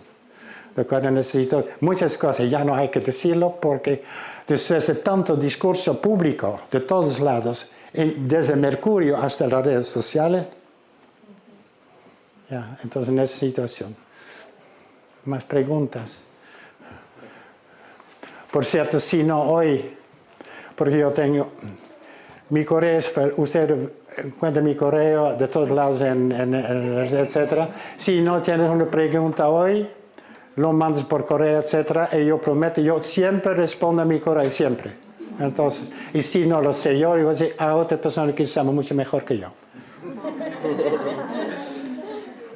Bueno, si capté bien en la presentación, usted parte señalando que es más adecuado llamar discurso dominante a ciertos discursos que se solía llamar odio. Pero si capto bien, la categoría de discurso de odio tampoco desaparece de su marco teórico. Entonces, mi pregunta es, ¿bajo qué circunstancia o qué tendría que ocurrir para que se mantenga un discurso de odio bajo la categoría analítica que usted expresó? Quizás, por ejemplo, se me ocurre algún estado de guerra con otra nación, y dentro de ese mismo contexto, ¿qué rol jugaría el concepto de la justicia, por ejemplo? Cuando usted habló de la evaluación más valórica dentro de la sociedad, pero la justicia es transversal a prácticamente toda sociedad, digamos. ¿Qué rol jugaría? Aquí son también básicamente dos preguntas. Entonces, entonces, la última cosa es que parte de esa evaluación tiene que ver con los valores, y uno de los valores de justicia. Eso, la gente dice, eso no es justo, por ejemplo, dar un trabajo a alguien que acaba de llegar y yo no lo tengo. ¿De acuerdo? Y eso es obvio para la evaluación en general. La primera cosa, todavía hay discurso de odio, sí, claro, que yo acabo de mencionar. Sí, por toda esa manipulación, tú puedes creer que de repente el robo en tu casa, etcétera, no es por pobreza de otra gente, etcétera, que en Chile. Sino, tú puedes culpar típicamente a los inmigrantes venezolanos, etcétera, etcétera, una banda, etcétera, etcétera. Y si eso en tu situación, tú pierdes tu coche nuevo o no sé qué, obviamente en esa situación la gente que está furiosa, etcétera, etcétera, es un discurso de odio. Pero el discurso de odio está construyendo una situación que tenemos en común, una interpretación que tenemos con una actitud, esa actitud que también es social, que dice criminalidad causada por inmigración. Eso es la causa. Eso es la explicación de evaluación. Es una explicación social. Pero lo que ocurre en tu situación privada, claro que eso ocurre una emoción. Yo no diciendo, pero en general todos esos discursos que están en los medios de comunicación, que están comunicando, son para mí, lo que he visto, casi siempre discursos de opinión y no de emoción. Eso puede ser general discurso de emoción con lectores y personas personales en su situación personal, eso sí. Pero depende de su situación. Entonces, la emoción de cada persona depende de toda la situación de tal persona. ¿De acuerdo? Y para cada persona es situación diferente. Entonces, tiene emoción también por razones diferentes. Entonces, hay que ser, la teoría es consecuente. ¿De acuerdo? Si la teoría de la emoción depende de tu interpretación de la situación, y si tu situación de interpretación es cada vez un poco diferente, también tu emoción es diferente, por definición. Buenas tardes. ¿Dónde Hola, está? compañera. Acá. Ah, ya, perdón. Yo fui un poco más cerca, pero yo comprendo más si yo no solamente escucho, sino también yo te veo hablar. Bueno, agradecerle primero por la conferencia, por la oportunidad de también hacer estas preguntas. Y mi pregunta va en si usted cree que hay un vínculo entre el factor de la representatividad y este componente emocional. Lo digo porque, disculpando la autorreferencia, estoy haciendo una investigación sobre discursos dominantes, discursos de odio, sobre madres solteras, y mi mayor hallazgo fue que aquellos discursos que tenían un componente mucho más fuerte emocionalmente eran de personas que entraban en este grupo, o sea, madres solteras que generaban discursos de odio hacia otras madres solteras. ¿Cree que el discurso puede, digamos, vincularse este componente emocional al hecho de pertenecer en él? No es fácil comprender exactamente tu pregunta, porque es una situación un poco diferente. Quizás un poquito. Creo que el trabajo de la Claire tiene que ver con, es como el discurso de madres meritocráticas. Ajá. Que dicen que solicitar apoyo es apoyo, pensiones o derechos, rompen la meritocracia. Va muy vinculado a la reivindicación del sufrimiento. Aquellas madres... Yo que me lo sufrí todo... Eso, yo que me lo sufrí todo y no pedí nada, tú estás exigiendo tus derechos, entonces eres menos mujer o eres menos madre. Entonces creo que de repente estos discursos son mucho más ligados al componente emocional, ya que hay una representatividad de quien los emite. Sí, también, pero otra vez, la manera que tú lo describes también depende de la interpretación de la situación. ¿De acuerdo? Es otra vez, si tú interpretas la situación, por ejemplo, ellos tienen todos los derechos y yo no, etc. Es para comprender la variación de emoción, etc. de las personas, yo diría, hay que mirar todos los aspectos de la situación. Y entonces, muchos de esos textos que hemos visto hoy, y también tu ejemplo es, la gente por su experticia, por su experiencia anterior, etcétera, etcétera. Yo por experiencia, yo sé tal y tal cosa. Hay muchas maneras de comunicar por persuasión tal y tal situación de situación, etcétera, que es la causa de las causas, etcétera. Y entonces, eso como también el colega, el señor, habló después, si hay ya una emoción, también eso puede comunicar también una emoción diferente. Pero en tu caso, yo no tengo los datos, pero me gustaría ver simplemente cómo exactamente ocurre en la definición de la situación. Y una persona puede ser por poder, puede ser por representatividad, puede ser por más experiencia, etcétera, etcétera, etcétera, para comunicar una definición de la situación que es así. Okay, eso sería, pero yo no estoy muy contento con mi respuesta porque no comprendo bien la situación. Yo tengo que verlo más en detalle. Entonces, es típicamente el tipo de pregunta que tiene a mandar por correo, porque entonces yo puedo pensar primero en vez de improvisar ahora. Muchas gracias. ¿De acuerdo? Entonces, pero si hay más preguntas, por favor. ¿Te aprendí? Adelante. Hola, gracias. La pregunta es sobre la noción de discurso dominante, Sí. como un discurso que llega a articular un argumento en vez de una emoción, si entiendo bien, Sí. y eso haría la diferencia respecto de un simple discurso de odio como un discurso simplemente emocional, Sí. que no construye un argumento, ¿no? Entonces, el discurso dominante, parafraseando a Marx, ¿no? El discurso dominante es el discurso de las clases dominantes, podríamos decir, y si es así, históricamente, la situación de continuidad, digamos, que tenemos, pensemos en el siglo XX largo.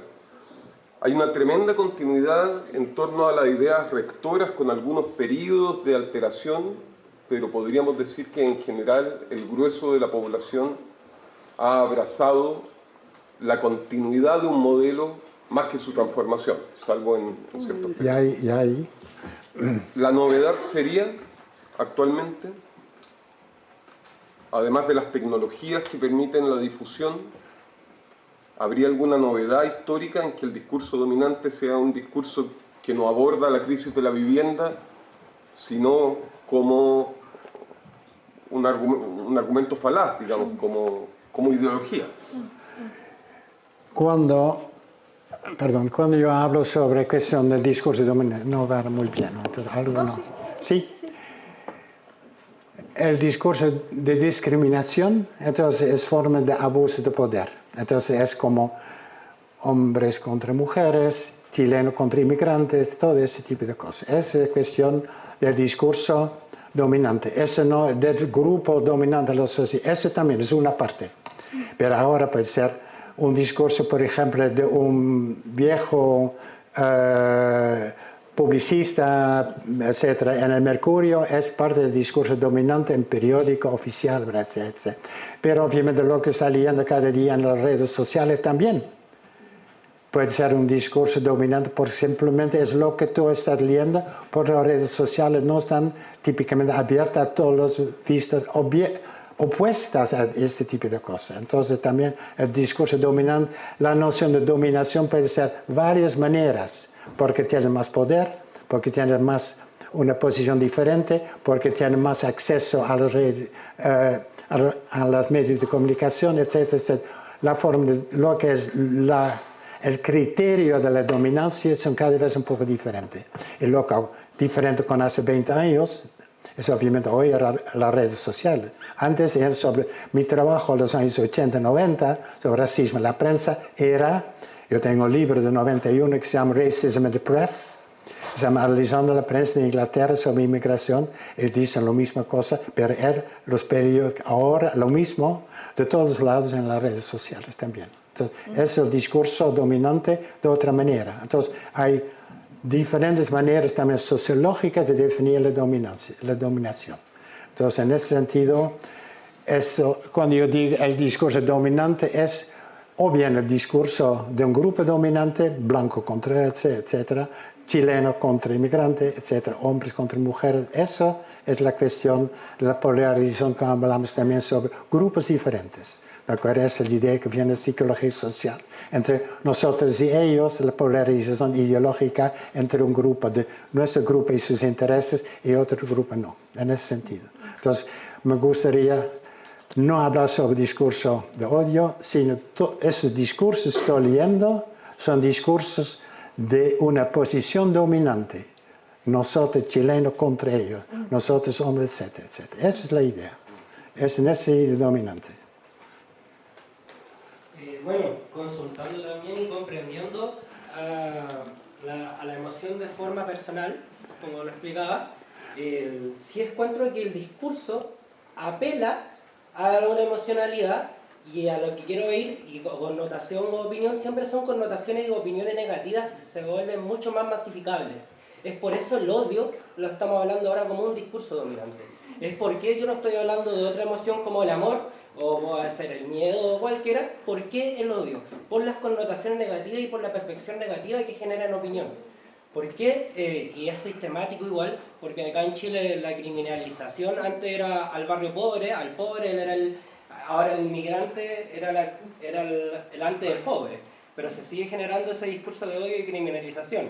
Entonces, si apelo a esa emotividad, ¿por qué la emotividad negativa o las connotaciones o opiniones negativas son mucho más masificables que algo a favor? ¿De acuerdo? Entonces, por eso también el libro más importante para comprender esos discursos de odio es el libro de Ruth Wodak, que es un libro muy, muy importante. A todo el mundo recomendar, está, por desgracia, solamente en inglés. Se llama The Politics of Fear. Es la política del miedo, que es un libro de ese tamaño con mucho texto, de muchas maneras. Si tú quieres comprender de verdad cómo funciona el discurso de odio es el libro de Ruth Wodak, The Politics of Fear, entonces la política del miedo, es un libro fantástico para explicar las cosas. Entonces, la idea del discurso de odio no habla sobre el discurso del resultado, sino el discurso que está dominando de todos lados en las redes sociales, etcétera, etcétera. Y ese discurso, me gustaría hablar de discurso dominante. Pero lo que ocurre como resultado del discurso dominante, eso puede ser un discurso entre una familia, por ejemplo, entre la gente, un discurso de emoción. Eso sí. Pero es el resultado, lo que se manipula, por eso también lo que, como tú dices, lo que también Ruth Wodak explica en detalle, sobre todo en el discurso, cómo se manipula las emociones de las personas. En ese discurso dominante manipula las emociones. Un poquito de spoiler a propósito del comentario de tu nombre, de Guido. La noticia o los textos que se realizaron en el ejemplo que dicen TV Iquique son de un reportaje en el que en calle sucedieron cuando se hizo la quema de carpas en Iquique, y el periodista de TVN estaba por casualidad reporteando, haciendo algo en Iquique, y recoge opiniones. Y lo que hace es un recorrido callejero de gente que había participado o había estado cerca o era ciudadano de Iquique, y manifestaba los textos que analizó TED. Y efectivamente ese texto lo recogimos a partir de un ejercicio de minería que hicimos con Eduardo Coloma, y es uno de los textos más populares en redes sociales, uno de los 5 textos más populares. Entonces, claro, efectivamente las redes sociales pueden servir para efectivamente darse cuenta o incluso verlo gráficamente, cómo explotan las opiniones vertidas y se vuelven masivas. Acá hay una pregunta. Mari Pulamien, primero que todo me presento, mi nombre es Verónica Huayquilá, vivo cerca de Temuco, actualmente estoy estudiando el doctorado en estudios interculturales en la Universidad Católica, vine exclusivamente a escucharlo, agradecida por el espacio igual, y la charla, ¿cierto? La temática de la charla uno podría decir que es relativamente coyuntural por el proceso que estamos viviendo, pero voy a hacer un paso o un movimiento del tema a estos discursos de odio o discursos dominantes con los pueblos originarios. Porque todo lo que he estado escuchando hoy día, a nosotros no, es algo que vivimos a diario, lo vivimos en todo momento. Entonces, ahí existen actualmente trabajos que se están haciendo como para superar, voy a decir, y ahí va mi pregunta, algunas estrategias para superar este tipo de discurso, porque hasta el momento se continúa, es la continuidad tal vez lo riesgoso, lo peligroso. Por un lado, ¿cierto? Existe un grupo, una población que reproduce lo que escucha, simplemente reproduce. También ya a nivel académico se están tomando algunas medidas o están realizando algunos trabajos ya con un poco más de responsabilidad. Lógicamente que con algunas, de repente uno dice, caída en el tema de los discursos. Nosotros dentro de lo que hemos vivido en el proceso del doctorado, escuchamos, por ejemplo, cuando se habla de ecología de saberes, hablan, los pueblos originarios sacrifican animales, ¿ya? Pero usted bien lo señalaba adelante, existen distintas formas de comprender, existen distintas formas de abordar. Y para nosotros no sacrificamos animales, ese no es el concepto. Entonces, ahí es donde está la pregunta que yo planteo, es en relación a cómo superar, cuando la academia está hablando de ecología de saberes, diversidad epistémica, se están visibilizando el rol que tienen los pueblos originarios a nivel mundial, en la conservación del medio ambiente, como también la revitalización lingüística de los pueblos originarios va acompañado de la restauración ecológica, con todo lo que estamos viviendo. Y bien lo comentaba la persona que habló anteriormente, generalmente cuando se habla de lo negativo se masifica, se reproduce sin siquiera cuestionar. Y yo creo que la gran invitación en estos tiempos es a posicionar lo positivo. en este mismo contexto de la coyuntura, yo creo que una de las temáticas más que dio mucho que hablar, cómo en la región de la Araucanía, teniendo un gran porcentaje de población mapuche, arrasó la derecha. Esa es mi pregunta, ¿cómo superar esto, pero en temáticas que son como permanentes? Porque nosotros no somos coyunturales, nosotros estamos aquí siempre. Claro. Muchas gracias hablamos mucho sobre inmigrantes, obviamente. Sí. Lo que están produciendo ahora en la media ya es una tradición muy que se llama con los pueblos originarios.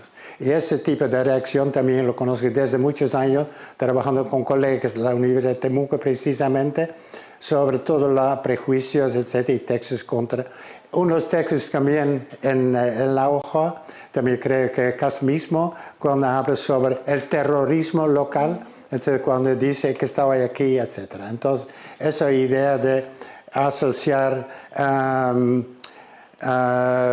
pueblos mapuche con terrorismo, etc., es una de las maneras, etc. Y yo también me acuerdo, años atrás también analicé mucho texto, ¿sabes? Cuando todavía no había toda inmigración de Venezuela, etc., el racismo que yo conocía aquí en Chile era precisamente contra Mapuche. Entonces, en ese sentido, si tú me preguntas cómo luchar contra eso, es la misma pregunta, es si yo supiera, entonces me contrates, por favor. Entonces, sí, no, entonces es obviamente así. Yo diría, como analista crítico, es criticar, analizar, educar profes, etcétera, que saben.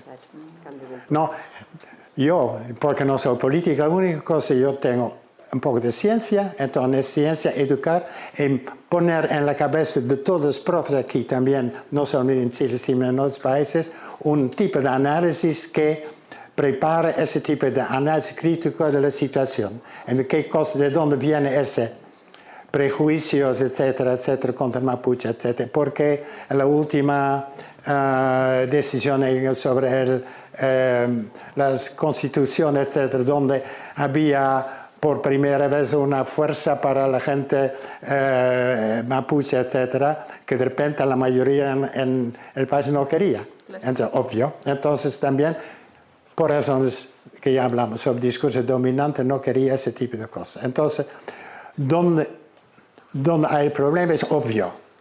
Analizar, yo creo que ya lo sabe, y muchos de mis colegas que eran también colegas mapuche en Temuco, sí, así, y como tú lo dices ahora, yo lo sabemos. Cómo luchar contra eso es otra cosa, porque entonces yo diría, no solo en el discurso político, los medios de comunicación, pero que estamos aquí en el Departamento de Comunicación. Y sabe que yo hice una vez analicé en qué departamentos en el mundo de comunicación, no en el discurso o lingüística, donde están dando clases sobre racismo en la prensa. Había nadie. Desde Estados Unidos, Canadá, Holanda, etcétera, hasta Australia, etcétera, había bastante sobre discriminación de la mujer, eso sí. Pero sobre racismo en la prensa no había ningún curso en ningún departamento de comunicación en el mundo. Pero ya son 15 años atrás que yo hice ese análisis. Que simplemente no estaban ni analizando la formación de periodistas. Y obviamente en mi departamento también lingüística, lenguaje, etcétera, cómo formar profesores de lengua, etcétera, etcétera. Obviamente hay que hacer eso. Lo que podemos hacer es educar que la gente sepa con análisis crítico de discurso, esos son tipos de discursos discriminatorios, discursos de dominante. Eso es lo que podemos hacer. Y espero que alguna gente también en esos alumnos también son algunos políticos, alguna gente con sitio en el poder, etc. La única manera es, hoy la fuerza principal hoy era la cabeza, ¿no? Antes de hablar sobre discriminación, etcétera, etcétera, etcétera, antes del discurso, tenemos que ver lo que ocurre aquí. Y si sabemos lo que ocurre aquí, también, como yo dije al final, que no se puede ver muy bien desde aquí, pero igual está allá, discurso y acto, tiene influencia por lo que está en la construida en la cabeza. Entonces, por eso también, como tú bien sabes, mucho mejor que nadie, porque ya no quería una constitución con un poco de poder indígena aquí en Chile, obvio. Gracias por la pregunta. Y eso, hay solamente en mis ejemplos, solamente un ejemplo donde casi asocié, y eso no solamente la primera vez asocié, porque yo me acuerdo, analizando muchos textos del Mercurio de hace años, que indígena y mapuche aquí siempre era terrorismo, por razones obviamente obvias. Una pregunta sobre si se puede decir que este sistema neoliberal es el principal creador de estos discursos de odio, ya que mientras los medios de comunicación son propiedad de los empresarios y por ende un sistema que beneficia al empresariado donde ellos por medio de los medios de comunicación han generado influencias hasta crearnos un escenario fatalista con su mítico eslogan de que el país se cae a pedazos con la delincuencia, con el terrorismo en la Araucanía, con la migración desenfrenada, creándonos incluso hasta una nueva especulación negativa que por ende que nos ofrece que su sector es el único capaz de solucionar esto. Y entonces a eso va de que el discurso de odio es parte de este sistema neoliberal que nos ha implementado una visión tan fatalista de nuestra sociedad, incluso hasta los medios que han creado la figura de la señora Juanita, de que creándonos una falsa representatividad para sentirnos identificados y al final solamente prometer por medio de estos discursos, de retóricas. Sí. Obvio, entonces por eso también lo puse abajo de las tres ideologías, puse nacionalismo, racismo y también neoliberalismo, y obviamente si hablamos sobre las familias y dueños de los grandes periódicos, también por ejemplo el Mercurio, etcétera, etcétera. Y de hecho aquí en Chile, unos países donde hay ni tampoco una prensa de izquierda, por lo menos en México hay la Jornada, etcétera, etcétera, y Página 12 en Argentina, etcétera. Entonces aquí ni tampoco, yo me acuerdo ya visitando Chile hace más de 30 años, entonces nunca había algo como una voz diferente, precisamente porque el poder de los medios de comunicación y sus propietarios es obviamente para promover ese tipo de cosas, y mucho de lo mismo ocurre también en Brasil. ¿De acuerdo? Entonces eso es una parte también que es en favor de ellos, etcétera, que el partido que va al poder será en favor de sus intereses económicos, obvio. En ese sentido, uno nunca tiene que desconectar esas ideologías de racismo y nacionalismo, también el neoliberalismo, porque es obviamente fundamental para comprender quién tiene la propiedad de los medios de comunicación, y no solamente los periódicos tradicionales, la televisión, sino ahora también quién tiene directamente o indirecta influencia sobre las redes sociales. El tipo más rico del mundo, entonces con su propiedad de Twitter, etcétera, etcétera. Bueno, es obvio, sí, gracias por recordar esa dimensión también de lo que ocurre, que es obviamente no solamente racismo y nacionalismo, sí. Bien, estamos por finalizar la conferencia del profesor Teombandí, le brindamos un gran aplauso.